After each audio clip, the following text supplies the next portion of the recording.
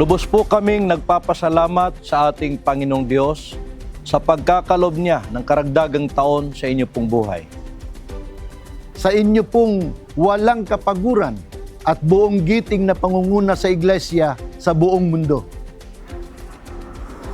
Ang pagmamahal po ninyo sa amin ang nagiging gabay at inspirasyon ng bawat isa sa amin para po lalo naming buong giting na pangunahan at patibayin ang mga kapatid na ipinagtiwala po ninyo sa amin.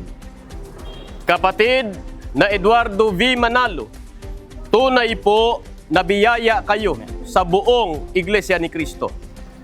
Patuloy po naming paiigtingin ang gawaing pagpapalaganap sa aming distrito at sa pagsapit po ng ika-70 taon ng inyo pong kaarawan. Dalangin po ng buong Iglesia ni Cristo na patuloy kayong biyayaan ng ating Ama ng mainam na kalusugan. Lakas ng pangangatawan at mahaba pa pong buhay upang patuloy po ninyong mapangunahan ang buong Iglesia.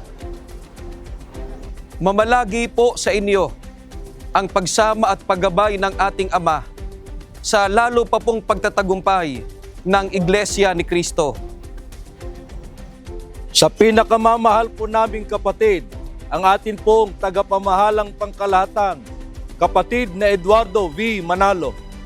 Kami po ng mga ministro at mga manggagawa, kasama po ng aming may bahay, maging ng mga kapatid at mga may tungkulin sa distrito po ng Misamis Occidental, ay buong kagalakan nagpapasalamat at nagpupuri po sa ating Panginoong Diyos sa pagsapit po ng inyong ika-70 taong kaarawan.